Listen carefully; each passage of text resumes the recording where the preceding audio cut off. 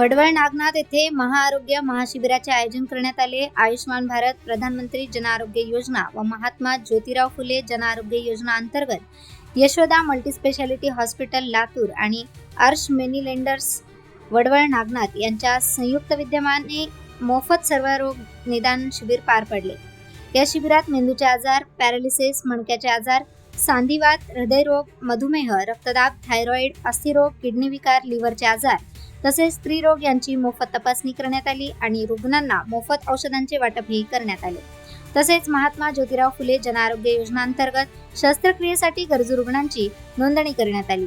याशिवाय पात्र नागरिकांना आयुष्मान भारत कार्ड काढून घेण्याची सुविधा देखील उपलब्ध करून देण्यात आली।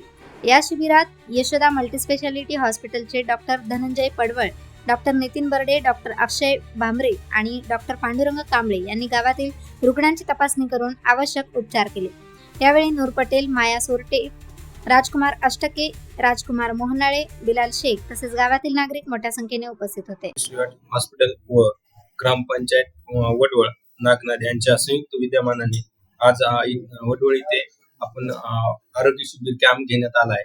या कॅम्प मध्ये आपण 170 पेशंट चेक केलेले आहे।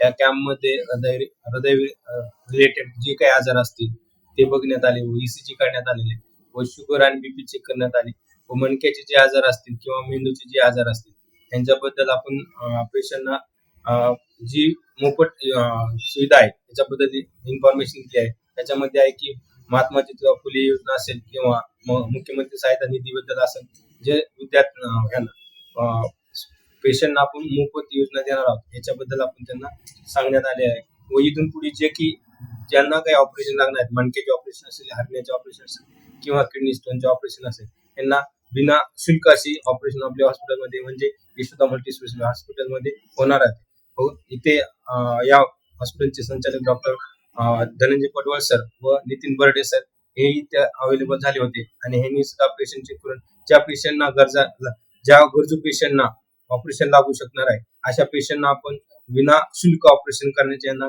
ग्वाही दिली आहे। पुढील उपचारासाठी या गावामधून जे काही पेशंट येतील त्यांना आपण मुख्यमंत्री सहायता निधी असेल किंवा हे ज्योतिबा फुले योजना असेल या आपण यांना लाभ करून देणार आहोत।